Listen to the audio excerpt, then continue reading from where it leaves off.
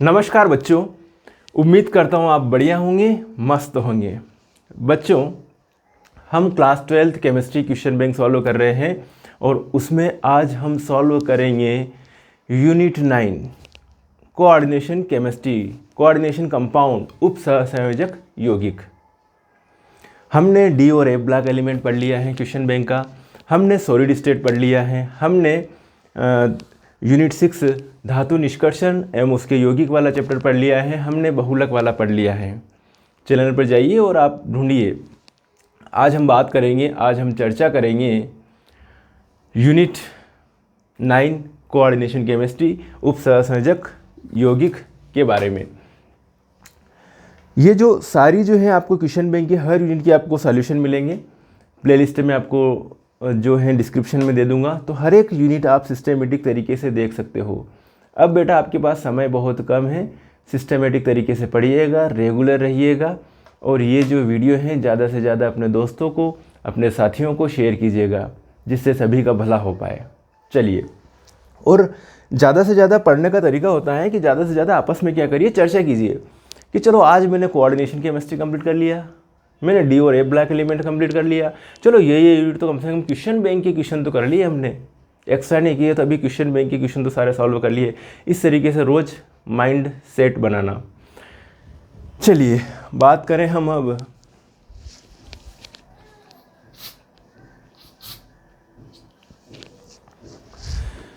सबसे पहला क्वेश्चन आपके सामने हाजिर है। NiCO4। बेटा NiCO4 जो है ये उदासीन संकुल है। किस टाइप का संकुल है? ये उदासीन संकुल है और इसका नाम है टेट्रा कार्बोनिल निकिल और इसकी ऑक्सीडेशन स्टेट मिलती है अपने 0। क्या मिलती है? 0। ये उदासीन संकुल है, तो इसकी जो ऑक्सीडेशन स्टेट आएगी, इसकी निकिल की जो उदासीन लिगेंड होते हैं उनकी ऑक्सीडेशन स्टेट 0 रहती है, तो इसकी भी क्या आएगी? 0 आएगी। तो यहाँ पर 0 ऑक्सीडेशन स्टेट है। इस संकुल आयन के ऊपर भी कोई ये कुछ नहीं है, आयन वगैरह नहीं लगा हुआ है। चलिए, अब है अगला है आपके सामने मोहर लवण। मोहर लवण एक द्विक साल्ट है। क्या है? डबल सॉल्ट है मोहर लवण। आपके सामने तीसरा क्वेश्चन हाजिर है CuNH3 4SO4। आपके सामने लिखा हुआ है ये CuNH3 4 और ये SO4 2- है ना, 2- होगा ये SO4 लिखा हुआ है। अब इसकी ऑक्सीडेशन स्टेट निकालनी है अपने को कॉपर की। तो SO4 के ऊपर क्या होता है? SO4 की ऑक्सीडेशन स्टेट क्या होती है? -2 होती है। तो X + 4 0 + 2 1 एक SO4 है और एक की क्या है? -2 = 0। तो X बराबर क्या हो जाएगा? इसका +2 ऑक्सीडेशन स्टेट आएगी। तो कॉपर की जो समन्वय संख्या है, ऑक्सीडेशन स्टेट कॉपर की यहाँ पर 2 आएगी और समन्वय संख्या मतलब 4 लिगेंड जुड़े हुए हैं, तो समन्वय संख्या बेटा जी होगी इसकी 4। कॉपर की समन्वय संख्या कितनी? 4। जितने लिगेंड जुड़े हुए हैं वो उसकी क्या होगी? समन्वय संख्या होगी। क्लियर है? नेक्स्ट, NiCO4 में MC बंद, मेटल और कार्बन बंद।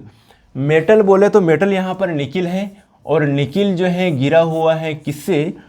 कार्बोनिल से, CO से, कार्बन मोनोऑक्साइड या कार्बोनिल कह सकते हैं इसको। तो इससे गिरा हुआ है, 4 हैं और यहाँ पर CO जो है अपने इलेक्ट्रॉन किसको दे रहा है? निकिल को। निकिल के पास क्या है? खाली ऑर्बिटल प्रेजेंट है, लेकिन निकिल भी वापस इधर से लिगेंड टू मेटल की तरफ बॉन्ड बन रहा है, तो वो सिग्मा बॉन्ड होगा। लेकिन मेटल के पास भी अगर लोन पेयर है और इसके पास, इस कार्बन के पास में वैकेंट ऑर्बिटल है, तो ये इधर से इधर की ओर भी देता है, तो उस कंडीशन में पाई बॉन्ड भी बनता है। तो यहाँ पर ये कह सकते हैं कि NiCO4 में MC बंद होता है, मेटल कार्बोनिल जो बंद होता है, इसमें सिग्मा भी पाया जाता है और पाई भी पाया जाता है। और ये इस लिगेंड की खासियत होती है CO लिगेंड की, कि इसके पास लोन पेयर देने के लिए भी होता है और लोन पेयर ग्रहण करने के लिए इसके पास खाली ऑर्बिटल भी प्रेजेंट होता है। अदरवाइज दूसरा लिगेंड होता है, जैसे अमोनिया होता है, H2O होता है, तो उस कंडीशन में ये कंडीशन नहीं होती। मेरी बात आप समझ गए होंगे। चलिए आगे बात करें। इस CO की खासियत होती है ये इलेक्ट्रॉन देता भी है और लेता भी है। अब यहाँ पर देखिए अगला क्वेश्चन आपके सामने हाजिर है CuNH3 आयन का रंग पीला होता है। M इसकी EN संख्या है, इसका रंग पीला है, ये तो बता दिया। अब इसकी इफेक्टिव एटॉमिक नंबर बतानी है। EN पीला क्यों है? क्योंकि इसमें अनपेड इलेक्ट्रॉन होगा कहीं ना कहीं प्रेजेंट। ठीक है, तो इसकी जो ऑक्सीडेशन स्टेट निकालें अपन, किसकी, CONH3 की, CONH3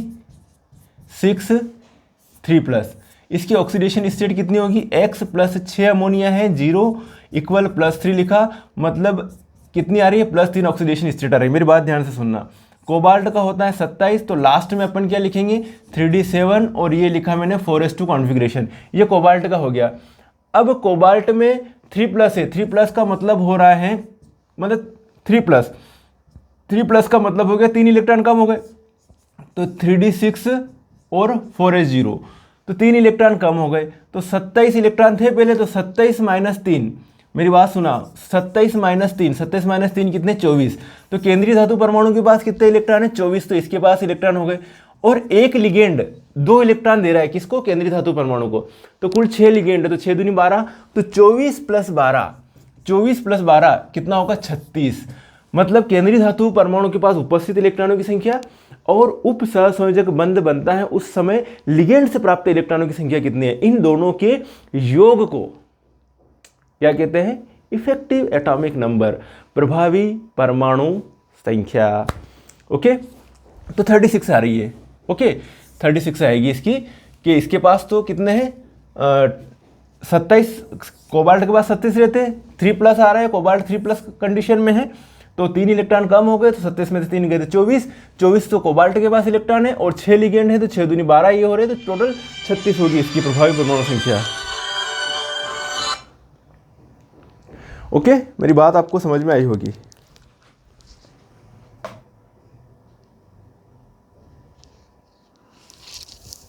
चलिए नेक्स्ट अपन देखते हैं संकुल यौगिकों में लिगेंड्स क्या करते हैं। लिगेंड क्या करते हैं, मेरी बात सुनना, ये मेटल है और मेटल टू लिगेंड, ये लिगेंड, ये लिगेंड, ये लिगेंड और ये लिगेंड, मेटल टू लिगेंड। तो संकुल यौगिकों में लिगेंड क्या करें, इलेक्ट्रॉन युग्म का दान करते हैं। इलेक्ट्रॉन युग्म का क्या करते हैं भैया, दान करते हैं। लेकिन कुछ लिगेंड जो होते हैं जैसे कार्बन जैसे लिगेंड इलेक्ट्रॉन युग्म ग्रहण भी करते हैं, लेकिन मैक्सिमम कंडीशन क्या है कि लिगेंड जो है इलेक्ट्रॉन युग्म को दान करते हैं। तो ये वाली कंडीशन आएगी,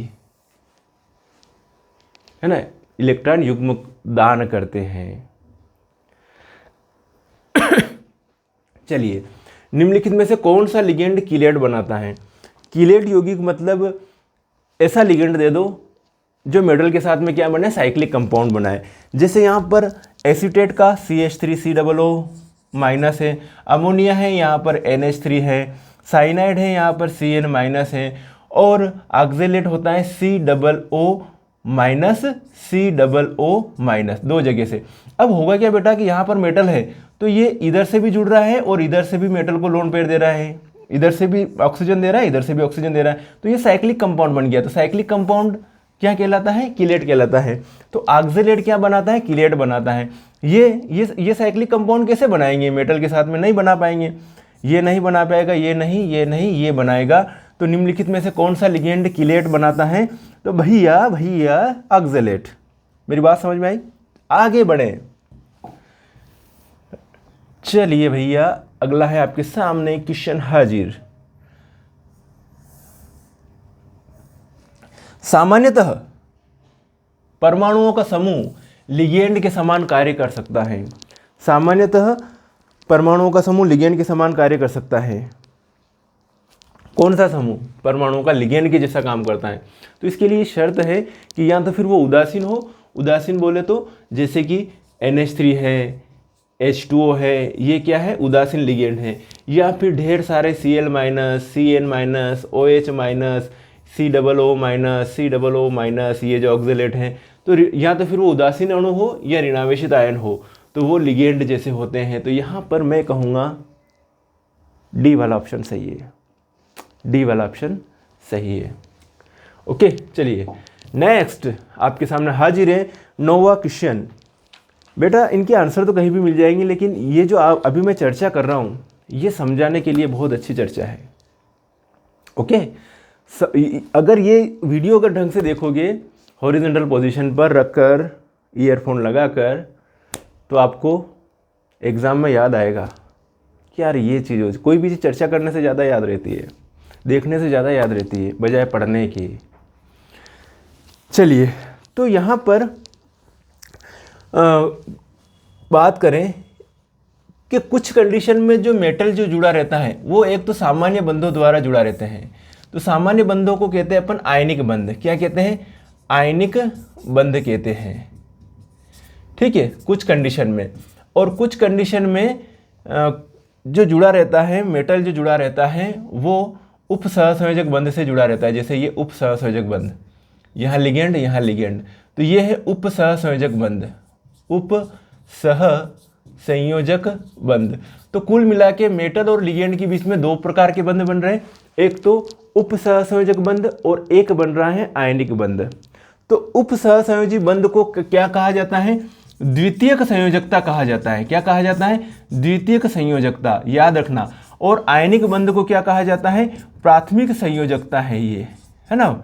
और ये किसने दिया था? वर्नर ने दिया था सिद्धांत। तो उपसहसंयोजी यौगिकों में धातु की उपसहसंयोजी संख्या है ना। उपसहसंयोजी संख्या मतलब यहाँ पे जितनी उपसहसंयोजी संख्या मतलब कितने इसमें लिगेंड से जुड़े हुए हैं वो उसकी उपसहसंयोजी संख्या होगी। तो यहाँ पर ये इनको लिगेंड नहीं मानेंगे। जो धातु से जुड़े हुए ना, जो आयनिक बंध से जुड़े हुए वो लिगेंड नहीं मानेंगे। जो सिर्फ उपसहसंयोजक बंध से जुड़े हुए उन्हीं को लिगेंड मानेंगे। तो मेटल जो है लिगेंड के मतलब किसी परमाणु के साथ में या समूह के साथ में दो प्रकार के बंध बना सकता है। एक तो कौन सा? आयनिक बंध हो सकता है, और एक जो है कौन सा? उपसहसंयोजी बंध हो सकता है। अलग अलग प्रकार के बॉन्ड हो सकते हैं, एक तो आयनिक और उपसहसंयोजी बंध। तो हमेशा जो द्वितीयक संयोजकता की बात करेंगे, द्वितीयक संयोजकता की बात करेंगे तो कौन सा बंध होगा? उपसहसंयोजक बंध। और द्वितीयक संयोजकता के समान होगा यहाँ पर, है ना। उपसहसंयोजी यौगिकों में किसी धातु की उपसहसंयोजी संख्या द्वितीयक संयोजकता के समान होती है। जितनी द्वितीयक संयोजकता होगी उतने ही उपसहसंयोजी संख्या होगी। मेरी बात समझिए। चलिए, अब है आपको निम्न में से कौन सा यौगिक उपसहसंयोजी यौगिक नहीं है? तो पोटेशियम फेरोसाइनाइड भैया है, बिल्कुल, K4FeCN6। पोटेशियम फेरिसाइनाइड भी है, टेट्राएमिन कॉपर भी है। फेरस अमोनियम सल्फेट जो है ये द्विक साल्ट है, डबल साल्ट है, ये वाला उपसहसंयोजक यौगिक नहीं है। मेटल लिगेंड इसमें मौजूद नहीं है। ठीक है, फेरस अमोनियम सल्फेट। तो ये हो गए आपके ऑब्जेक्टिव टाइप के क्वेश्चन। अब हम आगे चर्चा करें, रिक्त स्थानों की पूर्ति करना है आपको। 10 ही ढंग से देखते हैं, 10 आपके पास फिल इन द ब्लैंक हाजिर हैं बेटा, और मज़े से एक एक के बारे में चर्चा करते हैं।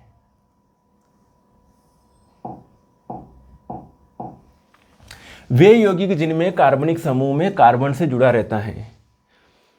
कार्बधातु यौगिक किसे कहते हैं? जिसमें मेटल सीधे किससे जुड़ा रहता है? कार्बन से।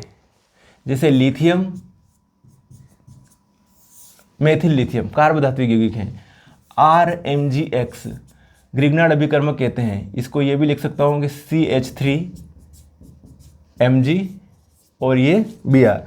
धातु सीधे किससे जुड़ा हुआ है? कार्बन से जुड़ा हुआ है। तो ये कार्बधातु यौगिक। तो वे यौगिक जिनमें धातु कार्बनिक समूह के कार्बन से जुड़ा रहता है कार्बधातु यौगिक कहलाते हैं। क्लियर है? सभी हरे पौधों में पाया जाने वाला संकुल यौगिक है। हरे पौधों में कौन सा संकुल यौगिक पाया जाता है? बेटा हरे पौधे में क्लोरोफिल नामक संकुल यौगिक पाया जाता है। और क्लोरोफिल के अंदर धातु कौन सी पाई जाती है? मेटल मैग्नीशियम पाई जाती है। कौन सी? मैग्नीशियम। याद रखोगे? चलो, तो क्लोरोफिल सभी हरे पौधों में पाए जाने वाले संकुल। B12 किसमें? कोबाल्ट का संकुल है। किसका संकुल है बेटा जी? कोबाल्ट का संकुल यौगिक है। विटामिन B12 कोबाल्ट का संकुल यौगिक है। EDTA बहुदंतुर कौन सा लिगेंड है? बहुदंतर पॉलीडेंटेड लिगेंड है EDTA की वैसे स्ट्रक्चर देखूंगा तो CH2N, ये N और ये CH2COO minus, CH2COO minus, CH2COO minus, CH2COO minus. षटदंतुर लिगेंड भी कह सकते हैं इसको। क्या कह सकते हैं बेटा? षटदंतुर। होता क्या है इसमें? कि कोई मेटल यहाँ पर बैठा हुआ है, तो यहाँ से भी लोन पेयर दे रहा है, यहाँ से भी दे रहा है, इधर से ये भी आ रहा है, ये भी आ रहा है, सभी तरफ से घेर लिया है इसको, है ना, ये घेर लिया है। एडीटीए एथिलीन डाइएमीन टेट्रा एसीटेटो नाम है एडीटीए का पूरा नाम, एथिलीन डाइएमीन टेट्रा एसीटेटो। क्लियर? चलिए, तो बहुतंतुर लिगेंड है एडीटीए बेटा। इलेक्ट्रॉन युग्म दाता कहलाता है। क्या कहलाता है इलेक्ट्रॉन युग्म दाता? जो इलेक्ट्रॉन युग्म देता है। मेटल और लिगेंड, धातु और लिगेंड के बीच में उपसहसंयोजक बंध होता है, तो इलेक्ट्रॉन युग्म दाता कौन है? जो दे रहा है। उपसहसंयोजक बंध में बंध बनता है तो एक परमाणु दाता होता है और एक ग्रहण करता है, तो दाता है वो कौन है? लिगेंड है। कौन है? लिगेंड। चलिए, तो इलेक्ट्रॉन युग्म दाता लिगेंड केवे है, कई केवे लिगेंड। इलेक्ट्रॉन युग्म दाता ने कई केवे लिगेंड। लिगेंड तथा धातु आयन के मध्य बंध बनता है, अभी आया था जस्ट। तो भैया उप सहसंयोजी, मध्य उप सहसंयोजी बंध बनता है। कौन सा बंध? ये वाला बंध कौन सा? उप सहसंयोजी। इसको एरो से दर्शाते हैं। दाता परमाणु, ये ग्राही है। प्रस्फुटन रोधी कार्बधातु यौगिक, प्रस्फुटन रोधी कार्बधातु यौगिक टेट्रा एथिल लेड। कौन है भैया? Tetra ethyl lead.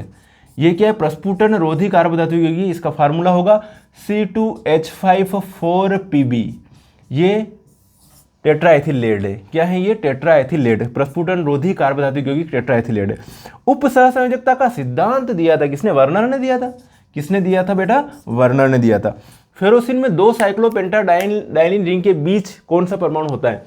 तो 2 साइक्लोपेंटाडाइलिन रिंग होती हैं, ये ऐसे, ये बता देता हूँ आपको, ऐसे ये F ही बैठा रहता है ऐसे, और ये, और इसके जो पाई इलेक्ट्रॉन हैं वो किसको दिए जा रहे हैं? आयरन को दिए जा रहे हैं। ठीक है, तो यहाँ पर ये फेरोसिन है और इसमें कौन सा, बीच में कौन सा परमाणु है? आयरन। तो Fe परमाणु होता है, याद रखोगे, आयरन परमाणु होता है, आयरन परमाणु होता है। हीमोग्लोबिन आयरन का क्या है? संकुल यौगिक,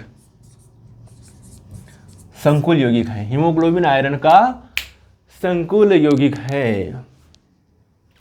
इनका स्क्रीनशॉट ले लीजिए। चलिए, हो गया? बढ़े आगे? Very good. अब हम बात करें सही जोड़ियां।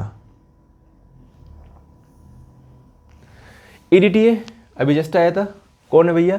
एडीटीए बहुतंतुर लिगेंड है। ओके, क्लोरोफिल क्या है? क्लोरोफिल के अंदर मैग्नीशियम पाया जाता है। ठीक है, नाइट्रेटो क्या है? ऋणात्मक लिगेंड है। डाइफेनिल फास्फिन मतलब C6H5 ट्वाइस PH, ये डाइफेनिल फास्फिन है। और ये किस टाइप का लिगेंड है बेटा? उदासीन लिगेंड है। ठीक है, और एक्वा मतलब H2O, इसको कहते हैं एक दंतुर लिगेंड। क्या कहते हैं? एक दंतुर लिगेंड। बाकी ये कुछ भी नहीं आ रहा। मेरी बात आपको समझ में आ गई? ये हो गया आपका मैचिंग हो गई। ठीक है, आगे बढ़े। चलिए नेक्स्ट, एक शब्द वाले उत्तर, 1 वर्ड क्वेश्चन।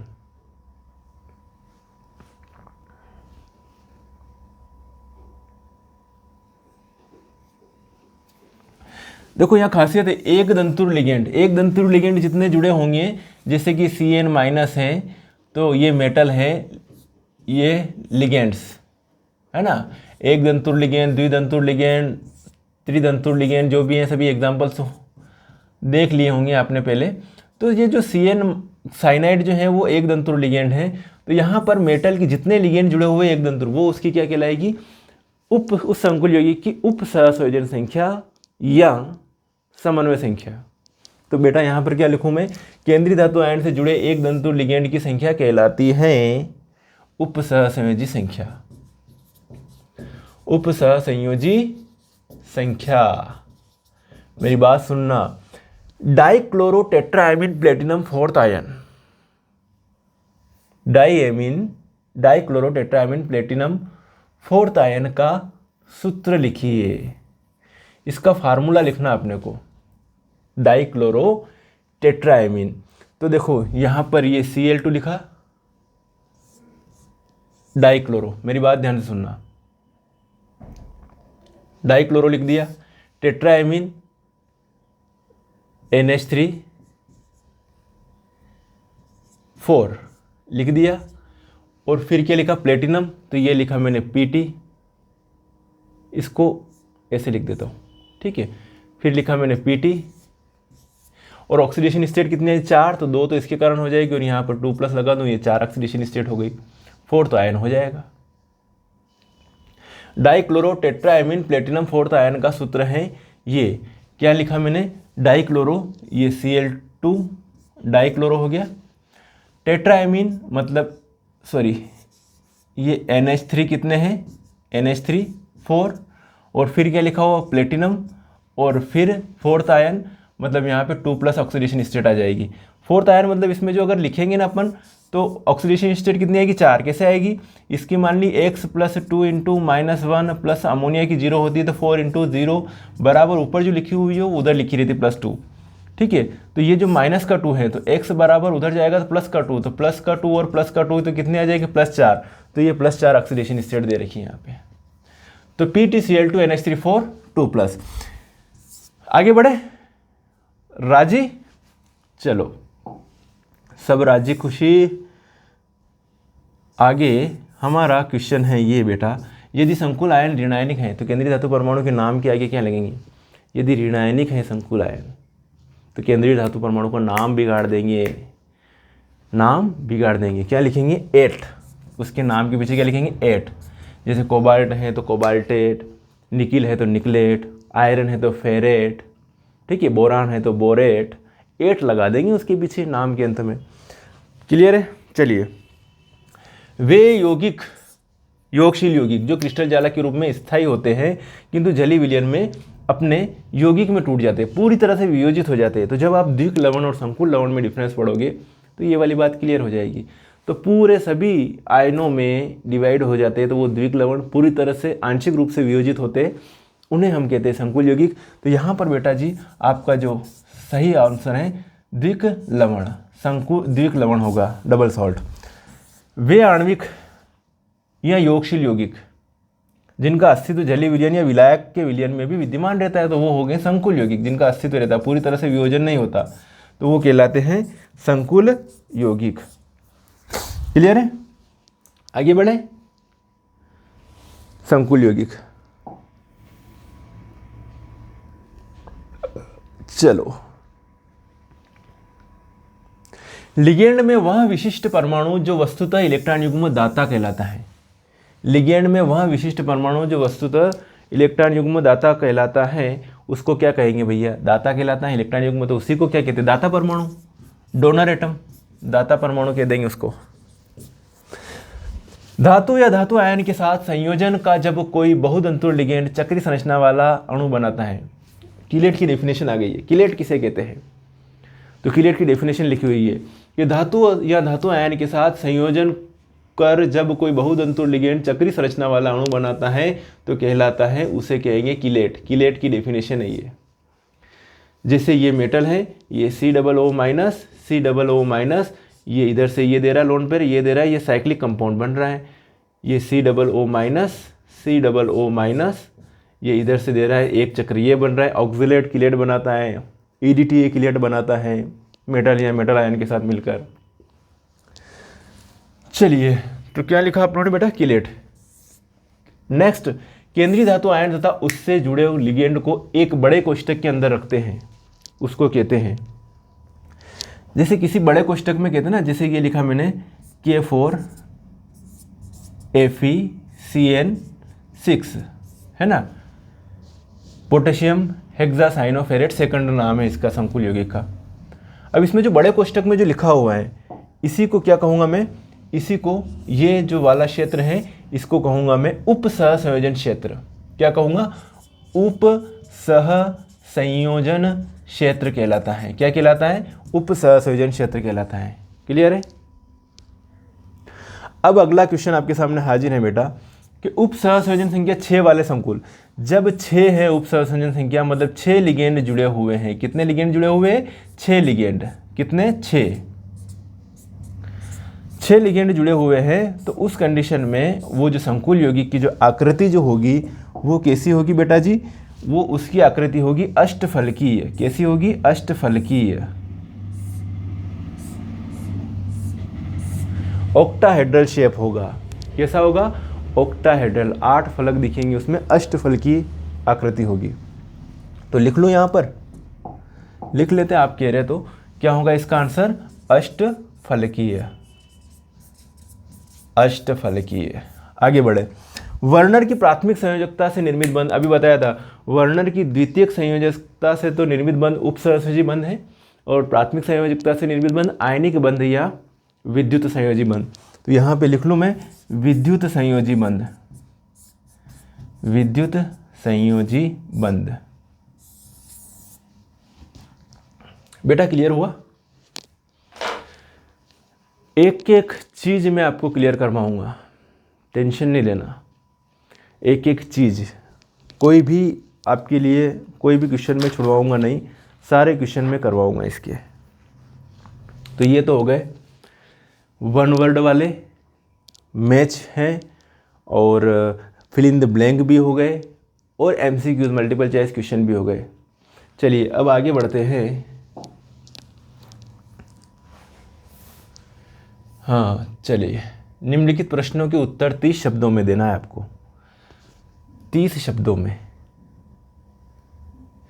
देखिए इनके आईयूपीएसी नाम, तो आईयूपीएसी नॉमेनक्लेचर के लिए बेटा मैंने स्पेशल वीडियो बना रखे हैं। मेरे चैनल पर जाइएगा और प्लेलिस्ट में ढूंढिएगा ये वाली यूनिट 9, मज़ा आ जाएगा। एक टॉपिक नहीं छुड़वा रखा है मैंने, रियल बता रहा हूँ।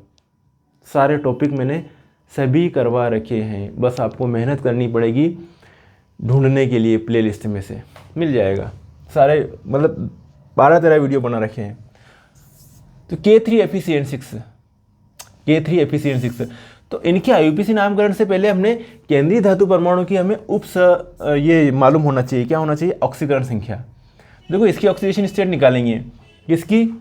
ये लिखा मैंने K3Fe CN6, तो 3 plus x plus 6 minus 1 equal 0। x क्या हो जाएगा? 6 माइनस 3 बराबर क्या आएगा? +3। +3 आएगा। तो +3 ऑक्सीडेशन स्टेट किसकी है? आयरन की। तो इसका नाम क्या हो जाएगा? ध्यान से सुनना। पोटेशियम, इसका नाम पोटेशियम लिखो। 6 साइनाइड है तो हेक्सासाइनो, और ऋणावेशी संकुल यौगिक है तो इसका नाम क्या हो जाएगा? बिगाड़ देंगे आयरन का, फेरेट। 8 लगा देंगे, फेरेट। Potassium hexacyano ferrate. कितनी ऑक्सीडेशन स्टेट आ रही? 3। इसका आईयूपीएसी नाम हो जाएगा। अंडरस्टूड है।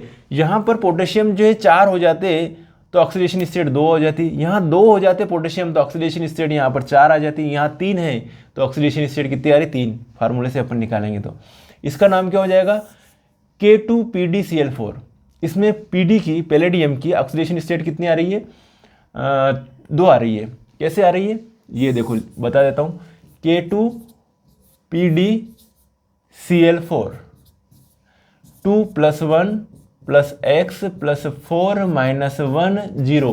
-1 किसकी? क्लोरीन की। कितने क्लोरीन है? 4। x बराबर 4 उधर जाएगा, प्लस का हो जाएगा, ये प्लस का माइनस का हो जाएगा। 4 - 2 मतलब +2 ऑक्सीडेशन स्टेट आ रही है। किसकी है ये +2 ऑक्सीडेशन स्टेट? पैलेडियम की। और संकुल यौगिक कौन सा है? ये ऋणावेशी संकुल यौगिक है, ऋणावेशी संकुल आयन होगा। क्यों? क्योंकि 2 + K+ निकल जाएगा, जिसके ऊपर 2 - चार्ज आ जाएगा संकुल पे। तो इसका नाम क्या होगी? बिगाड़ेंगे। क्या हो जाएगा इसका? पोटेशियम टेट्राक्लोरो पैलेडेट, सेकंड नाम है इसका।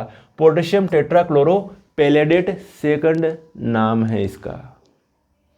नहीं आया समझ में? आ जाएगा बेटा। चलिए आपके सामने हाजिर है अगला क्वेश्चन।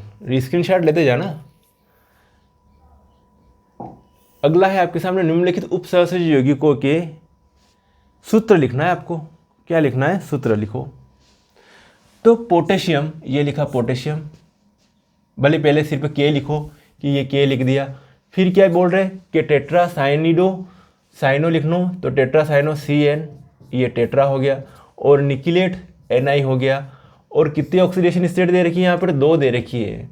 तो यहाँ पर क्या लिख दूँ, आयन वगैरह आगे कुछ नहीं लिखा, इसके ऊपर आयन नहीं आएगा, है ना। यहाँ पे क्या लिख दूँ, K2 लिख दूँ। तो K2 लिखूंगा तो अंडरस्टूड है कि 2 ऑक्सीडेशन स्टेट आ जाएगी। अगर यहाँ पे K1 लिखता तो 3 ऑक्सीडेशन स्टेट आती। तो 2 × +1 + x + 4 - 1 बराबर 0, x बराबर 4 - 2 कितनी आ रही, +2। और +2 को हमने किस में लिखा, रोमन में। जस्ट केंद्रीय धातु परमाणु की जस्ट बाद लिखते हैं, इसको पहले लिख दिया तो गलत हो जाएगा, जस्ट इसके बाद में लिखते हैं। मेरी बात समझना आप। नेक्स्ट है आपके सामने टेट्राएमीन डाइएक्वा। ये टेट्राएमीन डाइएक्वा H2 ट्वाइस। कोबाल्ट, ये धनावेशी संकुल है, इसका नाम नहीं बिगाड़ा, कोबाल्ट को कोबाल्टेट नहीं बोला, कोबाल्ट।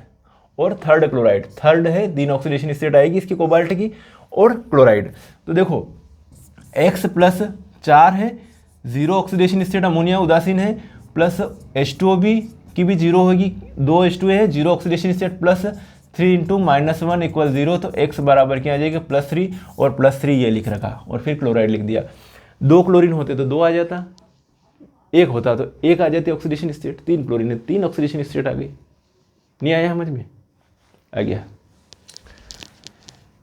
ओके, मेरी बात समझे, क्लियर। हटाऊं, ये हटाया। हाँ चलो, आपके सामने क्वेश्चन हाजिर है तीसरा। रटने की जरूरत नहीं पड़नी चाहिए, हर क्वेश्चन को मैं लॉजिकली तरीके से समझा रहा हूँ। आपके सामने तीसरा क्वेश्चन हाजिर है। तीसरा क्वेश्चन क्या कह रहा है, FeH2O3+ प्रबल अणुचुंबकीय है जबकि ये दुर्बल अणुचुंबकीय है। मेरी बात सुनना ध्यान से, अणुचुंबकत्व किसके ऊपर डिपेंड करेगा, अयुग्मित इलेक्ट्रॉनों की संख्या के ऊपर।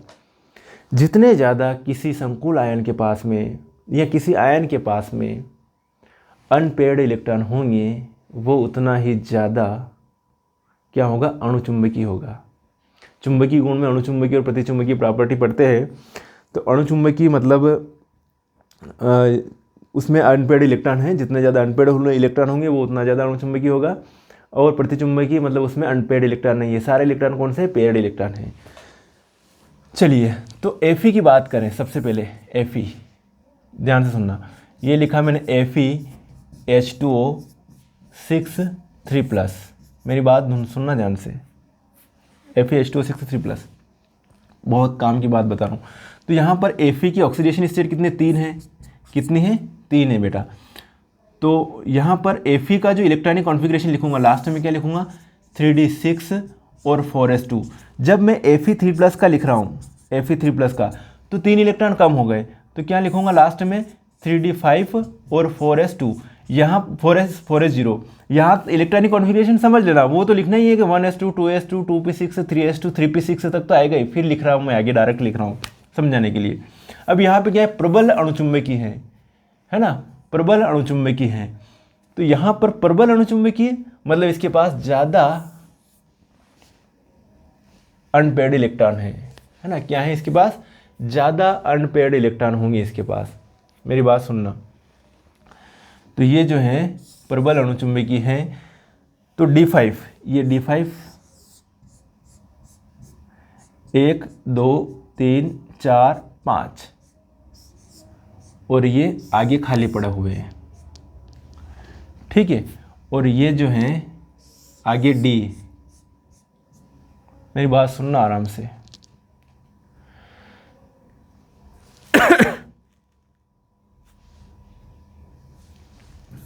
एक तो ये है FeCN6 3- और Fe। यहाँ पर भी ऑक्सीडेशन स्टेट इसकी कितनी आएगी, +3 ही आएगी, क्योंकि x + 6 है, -3 6 -1 है ना, बराबर -3। तो x बराबर 6 - 3, मतलब इसकी भी +3 ऑक्सीडेशन स्टेट ही आएगी। इस आयरन की भी +3 आ रही है और इसकी भी +3 ऑक्सीडेशन स्टेट आ रही है, दोनों की +3 ऑक्सीडेशन स्टेट आ रही है। समझना, दोनों की +3 ऑक्सीडेशन स्टेट आ रही है। तो एक तो लिख रहा हूँ मैं ये वाला Fe3+, ये वाला, और एक लिखता हूँ ये वाला Fe3+। तो Fe3+ लिख रहा हूँ, लास्ट में लिख रहा हूँ 3d 5 4s 0। तो 3d5 में ये 1 2 3 4 5। आगे डी भी पड़ा हुआ है, ध्यान से देखना, आगे डी भी है। अब इसमें क्या होता है कि साइनाइड जो होता है वो क्या होता है, वो इलेक्ट्रॉनों का क्या करवा देगा, युग्मन करवा देगा। क्या करवा देगा, इलेक्ट्रॉनों की पेयरिंग करवा देगा। तो 1 2 3 4 5 इलेक्ट्रॉन ये हो गए और ये कंडीशन हो गई। अब मेरी बात ध्यान से सुनना, यहाँ पर साइनाइड यहाँ आ रहा है, यहाँ आ रहा है साइनाइड, साइनाइड 6 साइनाइड है ना, तो 6 साइनाइड यहाँ आ रहा है।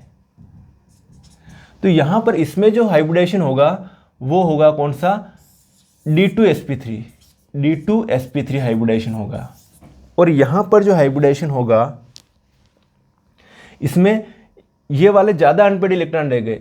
ये क्या है, दुर्बल क्षेत्र लिगेंड है। तो यहाँ पर H2O जो आएंगे, H2O के इलेक्ट्रॉन आएंगे यहाँ पर, ये H2O यहाँ पर, H2O H2O H2O H2O और ये H2O। इसमें जो हाइब्रिडेशन होगा वो sp3d2 होगा और वहाँ पर हो रहा था D2sp3। इसमें अंदर वाला D पार्टिसिपेट कर रहा है, इसमें बाहर वाला D पार्टिसिपेट कर रहा है। तो यदि बाह्य कक्षक संकुल बनेगा तो 5 अनपेड इलेक्ट्रॉन मिल रहे हैं। कितने मिल रहे हैं, 5। और इस कंडीशन में कितना मिल रहा है, 1 अनपेड इलेक्ट्रॉन मिल रहा है। ये वाला 1 अनपेड इलेक्ट्रॉन, 1 अयुग्मित इलेक्ट्रॉन, 1 अयुग्मित इलेक्ट्रॉन मिल रहा है। तो यहाँ पर 1 मिल रहा है और यहाँ 5 मिल रहे हैं। तो प्रबल अणुचुंबकी कौन हो गया, ये वाला Fe2O6 इसमें 5 ये अयुग्मित इलेक्ट्रॉन मिले। क्यों, क्योंकि यहाँ पर H2O जो है वो क्या है, यहाँ पर H2O दुर्बल क्षेत्र लिगेंड होता है और दुर्बल क्षेत्र लिगेंड होने के कारण Fe2O6 में H2O दुर्बल क्षेत्र लिगेंड होता है। दुर्बल क्षेत्र लिगेंड होने के कारण इलेक्ट्रॉनों का युग्मन नहीं होता है, इसलिए इसके पास ज़्यादा अयुग्मित इलेक्ट्रॉन रहते हैं। ये अणुचुंबकीय प्रकृति शो करेगा। जबकि FeCN6 3- में साइनाइड जो है वो प्रबल क्षेत्र लिगेंड है, ये इलेक्ट्रॉन आयरन के Fe3+ के इलेक्ट्रॉनों का युग्मन करवा देता है। इसलिए यहाँ पर सिर्फ एक ही अयुग्मित इलेक्ट्रॉन मिल रहा है, इसलिए यह दुर्बल अणुचुंबकीय होगा। समझ में आया। FeCN6 3- में 1 अयुग्मित इलेक्ट्रॉन रहता है, जबकि FeH2O6 में 5 अयुग्मित इलेक्ट्रॉन रहते हैं। चूँकि अणुचुंबकत्व अयुग्मित इलेक्ट्रॉनों की संख्या के ऊपर डिपेंड करता है। FeH2O6 में 5 अयुग्मित इलेक्ट्रॉन है, इसलिए ये ज़्यादा अणुचुंबकीय होगा, प्रबल अणुचुंबकीय होगा। मेरी बात समझे। तो बेटा आज का लेक्चर मैं यहीं एंड करूँगा, समय हो चुका है, वीडियो बहुत ज़्यादा बड़ा हो जाएगा। इसके जो बाकी जो क्वेश्चन हैं इसके नेक्स्ट पार्ट में आने वाले हैं। बने रहिएगा, साथियों को शेयर कीजिएगा और एक भी वीडियो मिस मत कीजिएगा। एग्ज़ाम की तैयारी हो रही है आपकी और एग्ज़ाम बहुत जल्दी आ रही हैं, समय बहुत जल्दी निकल जाएगा। और टालने की आदत मत डालिएगा कि कल देखेंगे, कल तैयारी करेंगे, ये आदत मत डालना। फ्रेश जितना है इकट्ठा मत होने देना वीडियोस को, जितने आ रहे हैं उतने साथ के साथ देखते जाओ। ओके, मिलेंगे नेक्स्ट वीडियो में, तब तक के लिए ओके बाय।